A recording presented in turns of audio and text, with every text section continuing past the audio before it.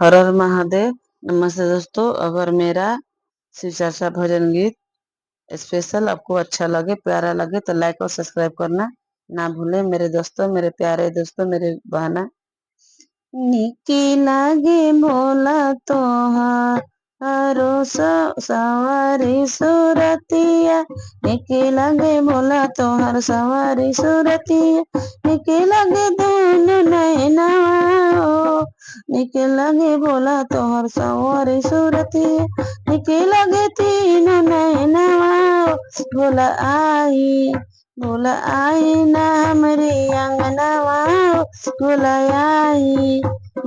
आई ना हमरे अंगनवा, तो भोला आई। निके लगे भोला राव नीला रख चंदवा, निके लगे भोला राव नीला रख चंदवा, निके लगे भोला राउर कले कले, निके लगे भोला रा कले कले जटवा, निके लगे भोला राउर कले कले नगवा, निके लगे मतवा के चंदवा। भोला आई ना हमारी अंगनवा, भोला आई ना हमारे अंगनवा, भोला आई। रौरे खातिर बोला जलावा मंगवानी, रौरे खातिर बोला जलावा मंगवानी, जलावा मंगवनी बोला जलावा मंगवानी, तेरे खातिर रौरे खातिर बोला जलावा मंगवनी, दोवे खातिर रौरी चरनिया हो, दोवे खातिर रौरी चरनिया हो।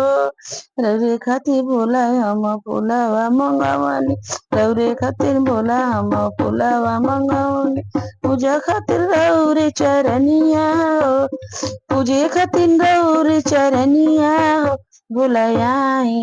भोला आई हमरी अंगनवा, ओ भोला आई हमरी अंगनवा, भोला आई। निके लागे तोहर वो बड़े बड़े जटावा, निके लागे भोला तोहर बड़े बड़े जटावा, निके लागे तेरा सुंडा मरुआ हो, निके लागे तेरा सुंडा मरुआ हो। भोला आई हमरी अंगनवा हो, भोला आई हमरी अंगनवा हो, भोला आई।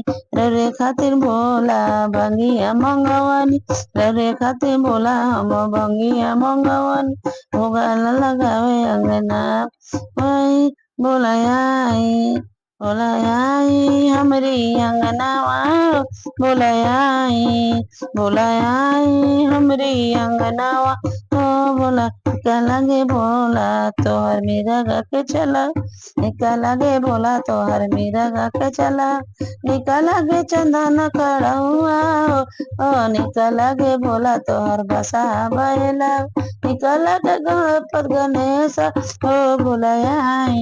भोला आई हमरी अंगनवा, ओ भोला आई।